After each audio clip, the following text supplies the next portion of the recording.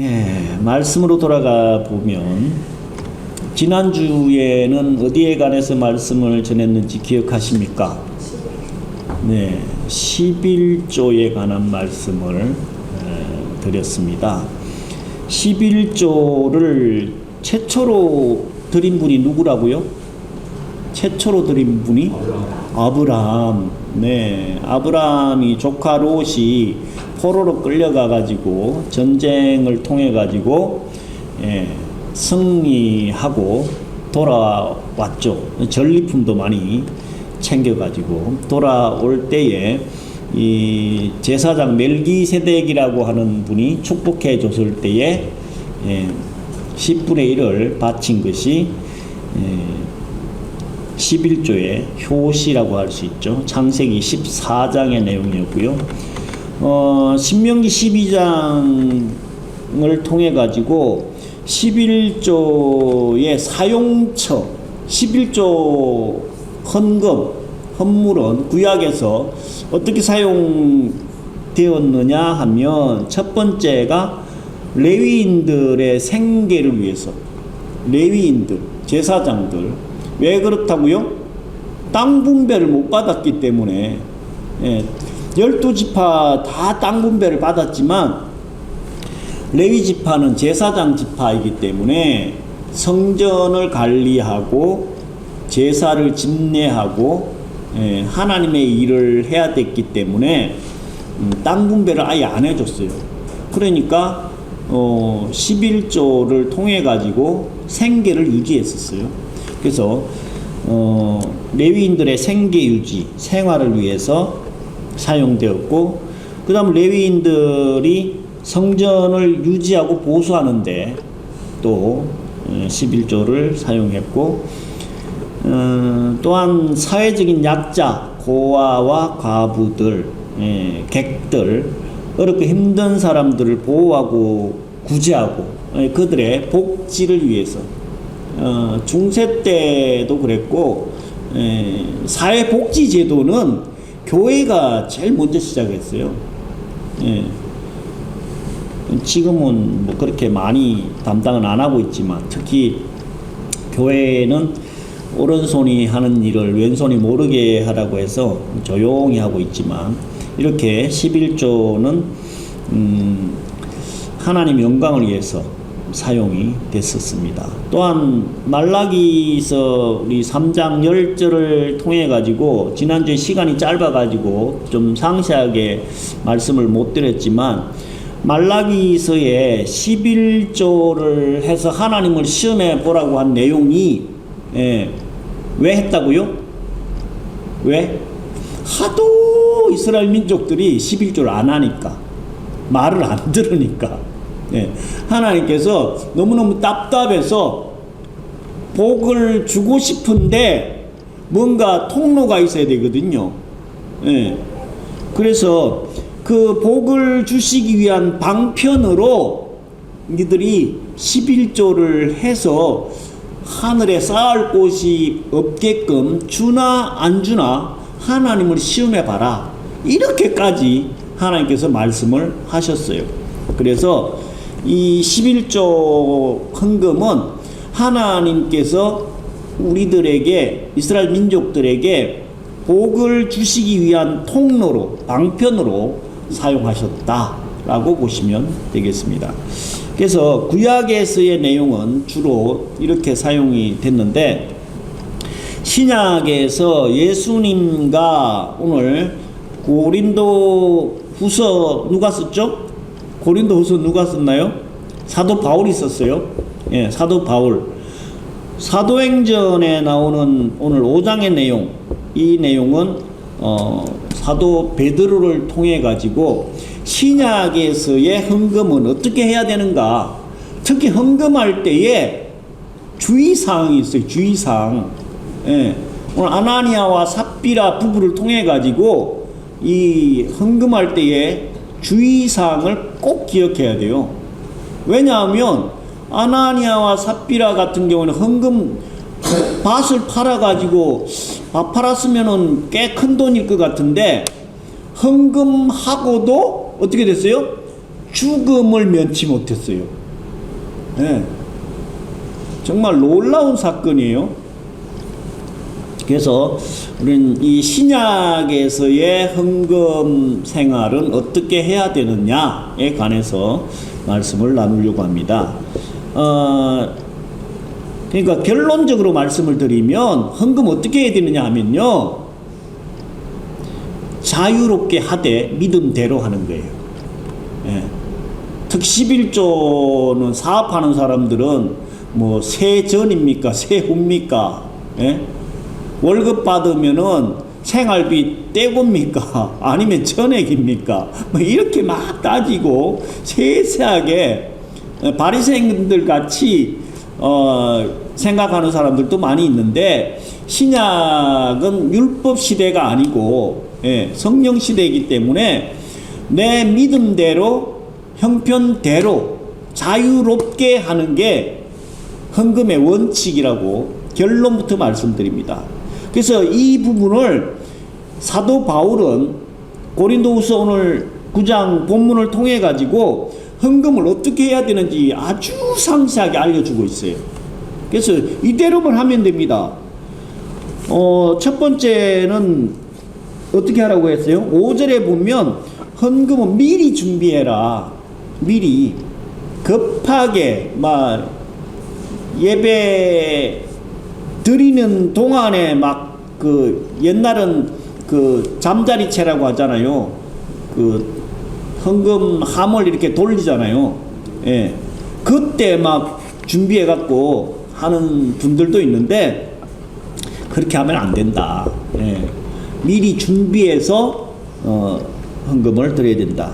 우리 어릴 때는 시골에 헌금할 때 뭐 보신 분들도 있는지 모르겠지만, 돈 꼬깃꼬깃하던 거 막 손때 묻어 있던 거 다리미로 다려가지고 헌금하는 분들도 있었어요. 예. 그리고 성미라고, 성미 아세요? 성미?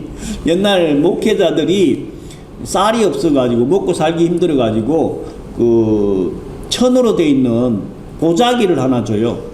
그럼 그 보자기에다가 밥할 때마다 그 쌀을 그 보자기에다가 매일매일 넣어요. 그렇게 해서 우리 어릴 때는 헌금함 있는 그쪽에다가 못이 쫙 박혀 있어요. 못. 예. 못이 박혀 있으면 거기에 성미 보자기를 이렇게 걸어놔. 다 걸어놔. 예. 그러면 예배 끝나고 나서 그걸 다 수거해가지고 목사님 드렸거든요. 목사님 먹고 살아야 되니까. 예. 미리 그래서 밥할 때마다 기도하면서 준비하고 헌금을 미리미리 준비했던 거예요. 그래서 6절 말씀은, 예, 이것이 곧 적게 심는 자는 적게 거두고 많이 심는 자는 많이 거둔다는 말이로다. 물론 헌금 많이 하면 좋겠지만 형편대로, 농사의 법칙대로 많이 심으면 많이 거두고 적게 심으면 적게 거둔다. 물론 예외 사항도 있어요. 하나님의 특별한 은사가 있기 때문에. 중요한 건 7절 말씀입니다. 각각 그 마음에 정한 대로 할 것이요 인색함으로나 억지로 하지 말지니 하나님은 절겨내는 자를 사랑하시느니라. 네. 억지로 하지 마라. 네. 마음에 정한 대로 형편대로 하라는 거예요. 네. 내 수입이 많지 않은데 어떤 사람들은 특히 옛날 막 부흥사들이 이렇게 부흥회 해가지고 이 감정을 확 끌어올려 가지고 놓으면, 예, 막 집에 있는 거 다 갖다 바치는 사람도 있어요. 예, 흥분해 가지고. 예, 그렇게 하지 말라는 거예요. 형편대로 하라는 거예요. 내 처지나 상황을 잘 판단해 가지고, 예, 하라는 얘기예요. 그래서 하나님은 인색함이나 억지로 하는 것을 싫어하시고 하나님은 즐겨내는 사람들을 사랑하신다. 예. 그래서 자유롭게 헌금을 하는 것이 좋다.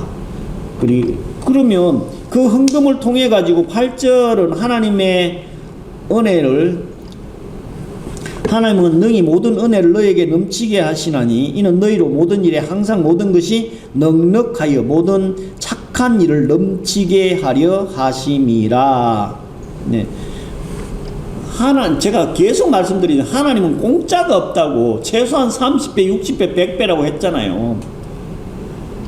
헌금을 통해 가지고 하나님께서는 그 일을 통해 가지고 모든 것이 넉넉하게 하여 모든 착한 일을 넘치게 하려 하심이라. 예.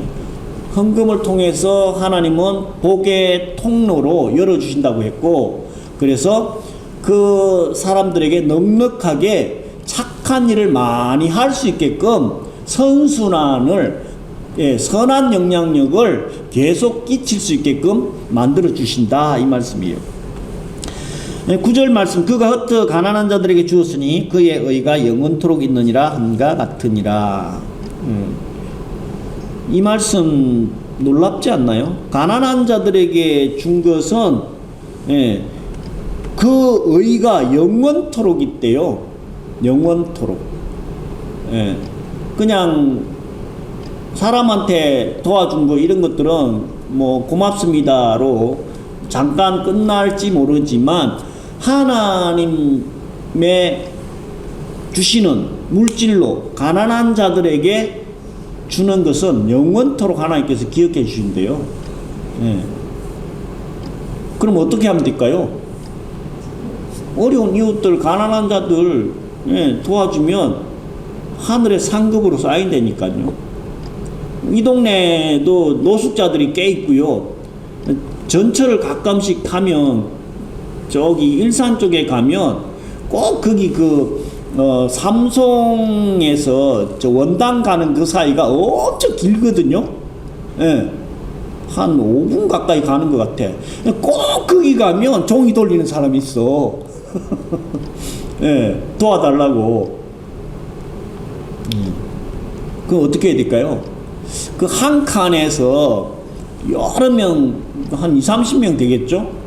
그 중에 그 종이 가지고 좀 도와주는 사람은 한 명이나 될까 안 될까 그 정도인 것 같아요.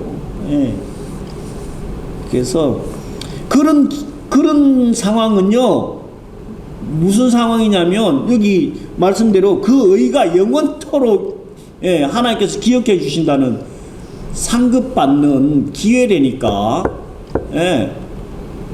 절대로 외면하지 마시고, 저것들 앵벌이야, 뒤에 누가 있어, 그런 생각 하지 말라니까요. 뭐 앵벌이 해갖고 뒤에 뭐 조폭이 있든 누가 있건 내가 해야 될 의무만 하면 돼. 내가 내 선에서 해야 될 책임만 다하면 그 다음은 하나님께서 알아서 할 일이에요. 그래서 가난한 자들에게 준 것은 그 의가 영원토록 하나님께서 기억해 주신다.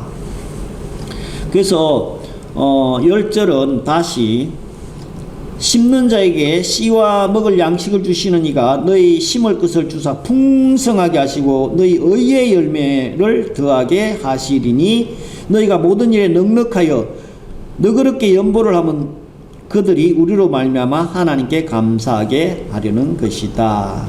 하나님은 우리를 풍성하게 넉넉하게 해서 하나님께 감사할 수 있게끔 그 연보에 대한 답을 주신다는 거예요. 계속 끝절까지가 똑같은 내용이죠. 연보를 통해 가지고 하나님은 넉넉하게 선한 일을 감당할 수 있게끔 주셔서 우리를 11절은 부유하게 만들어 주시고, 하나님께 영광이 되고 하나님께 감사하는 그런 헌금을 통해서 하나님의 사역이, 일이, 나라가 확장돼 간다. 이 내용으로 사도 바울은 고린도 교회에 이렇게 헌금에 대한 말씀을 주셨어요. 아까도 말씀드렸지만 헌금을 할 때의 주의사항이 있다. 특히 오늘 사도행전 5장 이 내용을 통해 가지고 헌금하고도 잘못하면 죽음을 면치 못할 수도 있다. 참 이런 내용이 있다라는 그 자체가 아이러닉하기도 한데, 이 상황이 왜 연출이 됐는지를 이 앞장 4장 후반부를 보면 알 수가 있는데요. 4장 후반부 32절에 보면 믿는 무리가 한 마음과 한 뜻이 되어 모든 물건을 서로 통용하고 제 재물을 조금이라도 제 것이라 하는 이가 하나도 없더라. 사도들이 큰 권능으로 주 예수의 부활을 증거하니 무리가 큰 은혜를 입어 그 중에 핍절한 사람이 없으니 이는 밭과 집 있는 자는 팔아 그 판 것의 값을 가져다가 사도들의 발 앞에 두매 저희가 각 사람의 필요를 따라 나누어 줬다. 예수님께서 성천하신 이후에 오순절 마가의 다락방에 뭐가 임했어요? 성령이 임했잖아요.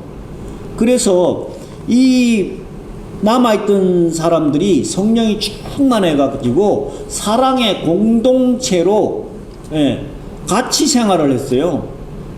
그래서 집도 팔고 밭도 팔고 논도 팔고 그렇게 팔아가지고 가난한 자들에게 나눠주기도 하고 같이 생활을 하고 있었는데, 그 중에 누가 이 일을 또 열심히 했느냐 하면 36절에 보면 구브로에서 난 레위족인 있으니 이름은 요셉이라 사도들이 일컬어 바나바 번역하면 권위자라 하니 그가 밭이 있음에 팔아 값을 가지고 사도들의 발 앞에 뒀다. 바나바라고 하는 분이 밭을 팔아 가지고 같이 공동체 생활하는 데에 또 다 내놓은 거예요. 이 상황에서 5장이 오늘 본문이 시작되는 거예요. 그러니까 아나니아와 삽비라 부부 이야기가 나오는데, 아나니아와 삽비라도 아까 말씀드린 대로 분위기나 상황이 이렇게 그렇게 해야 될 것 같은 느낌이 드니까 뭐 했어요? 자기 밭을 또 소유를 팔아 가지고 얼마를 감춤해 그 아내도 알더라.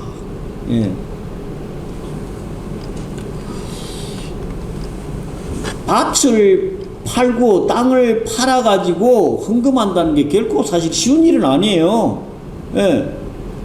근데 그 의도나 저희가 헌금할 때는 너무너무 중요하다는 거예요. 어떤 의도로 헌금을 하느냐.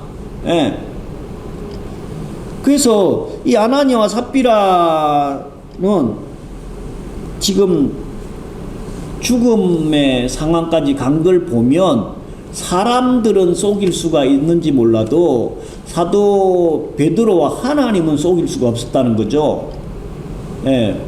땅값이 얼마였는지는 모르겠지만 일부를 감췄다. 그래서 3절에 보면 베드로가 가로되 아나니아야 어찌하여 사단이 내 마음에 가득하여 내가 성령을 속이고 땅값 얼마를 감추었느냐. 땅이 그대로 있을 때 내 땅이 아니며 판 후에도 내 임의로 할 수 없더냐. 어찌하여 이 일을 내 마음에 두었느냐. 사람에게 거짓말한 것이 아니고 하나님께로다. 사람은 뭐 얼마든지 속일 수 있지만 하나님은 속일 수가 없고, 네가 하나님 성령을 속였다라는 얘기예요.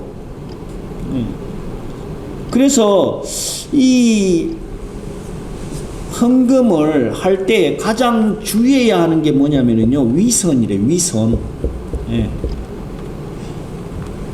우리는 뭐 몇 명 안 되니까 상관이 없지만 큰 교회는 누가 헌금을 막 많이 했니 어쨌니 막 그 헌금 많이 했다는 사람들은 또 좀 영향력이 커지고 또 입김도 세지고 이런 경향이 많이 있어요. 그래서 최근에 제가 아는 목사님이 그 교회가 건축을 하는데 강남에 엄청 큰 교회예요. 강남 침례교회, 중앙 침례교회. 그 그 부지가 이렇게 커가지고 재건축을 하고 있거든요. 건축비만 1,000억이 넘는데, 예. 그래가지고 건축헌금을 이렇게 받는데 그 목사님이 또 그 부분을 담당을 하고 계신가 봐. 그래서 헌금을 제일 많이 하신 분이 50억을 했대요. 헌금을 50억. 예. 장로님이신데 그분이 그 고철 있잖아요. 고철 폐지하고 고철하고 그 하는 사업을 해가지고 돈을 엄청 많이 버셨나 봐. 그 아예 그 교회 건축한다고 하니까 빌딩 하나를 팔아가지고 헌금을 했다는 거예요. 그 헌금하는데 뭐 메모리얼 홀인지 해가지고 헌금 액수를 이렇게 다 기록을 해가지고 보관을 할 모양이에요. 예, 이게 헌금한 거를 이렇게 오픈을 하는 것 같아. 건축 헌금은. 그러니까 어떤 장로님 또 부부가 헌금을 했는데 대출을 받아가지고 5천만 원을 대출을 받아가지고 헌금을 했는데 맨 막 다니면서 대출 5천만 원 받아가지고 헌금했는데 우리가 늙어가지고 언제 갚을지 모르겠다고 막 떠벌리고 다닌다는 거예요. 나 5천만 원 했다 이거야. 근데 50억 한 사람은요 한마디도 안 하신대야. 예, 뭐 진짜 일하는 것도 그랬을 수도 있지만 아니 50억을 헌금을 할 정도면 나머지 재산은 얼마나 많겠어요. 그런데도 너무 조용히, 예, 절대로 알리지 말라 이 조건으로 헌금을 하셨대야. 그런데도 목사님 방침이 그렇지 않아 가지고, 그러니까 이 아나니아와 삽비라 이 부부가 이 아까 이야기한 5천만 원 대출 받아갖고 헌금했다는 그 장로님 부부처럼, 예, 나 이렇게 했어. 사람들이 얼마를 팔았는지 또 얼마를 감췄는지 모르잖아요. 저 사람이 그 땅덩어리 팔아가지고 헌금했대야. 막 이렇게, 예, 알려졌을 수도 있잖아요. 그러니까 헌금하면서 나의 영향력, 내가 이렇게 했어. 뭐예요? 결국은 사람도 속이고 하나님도 속이고, 예, 그걸 위선이라 그래. 위선. 예. 거룩한 영향력이 아니라 악한 영향력으로 교회를 장악하고 교회에서, 예, 나름 어떤 그 입김을 발휘하려고, 영향력을 발휘하려고 헌금을 하는 것을 가장 주의해야 된다는 거예요. 가장 주의. 예. 결국 아나니아는 어떻게 됐어요? 이 일로 인해 혼이 떠나고 젊은 사람들이 소상치고 오니까 알지 못했던 아내 삽비라가 3시간 뒤에, 예, 또 사도 바울 앞에, 예, 가서 이야기하니까 이 돈이 전부냐? 그렇다. 예, 네 남편을 장사하고 젊은 청년들이 또 온다. 그 문 앞에 왔는데 하나님께서 또 아내 삽비라까지도 결국은 혼이 떠나서 죽음을 면치 못했다는 내용이에요. 예. 이 사건을 보면서 11절에 온 교회가 크게 두려워했다라고 기록하고 있는데, 예, 우리 교회는 뭐 인원이 너무 적어서, 예, 항상 헌금 이야기를 하기도 어렵고, 네, 형편들을 제가 거의 다 아니까, 예. 그래서 저는 사실은 처음 취지 목회를 시작하면서부터 헌금 함을 돌리는 거 안 하겠다. 그리고 이름 쓰는 것도 안 하겠다. 예. 그리고 헌금 주보에다가 다른 데 보면 막 누가 헌금했는지 다 기록을 해놓고 있잖아요. 제가 지금 가는 그 동대문 중앙교회도 주보에 보니까 명단이 쭉 있고 헌금 종류가 열 몇 가지가 있더라고. 열 몇 가지가 다 있어요. 거기마다 다 내가 그거 안 가져왔는데 전혀 모르는 헌금 제목도 있더라고. 한 번도 못 들어봤는데, 저는 이 아나니아와 삽비라 사건을 보면 하나님께서 이름 안 쓰고 액수 안 써도 다 알고 계시잖아요.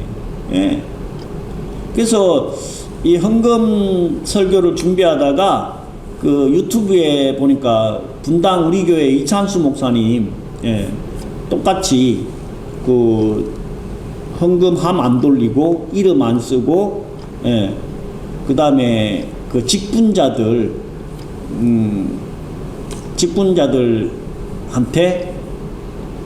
일정 액수 그거 안 받는 거 그렇게 하는 걸로 해서 본인은 그 뭐 큰 교회는 목사님이 헌금을 누가 얼마 했는지는 전혀 모른대요. 그냥 총액만 보고를 받겠죠. 저도 사실은 지금 전혀 몰라요. 솔직히 또 관심도 없어요. 몇 명 안 돼도 관심이 없어. 차이 나는 건 뭐예요? 분당 우리 교회는 어마어마무시하게 아우 저 교회 참 잘하네.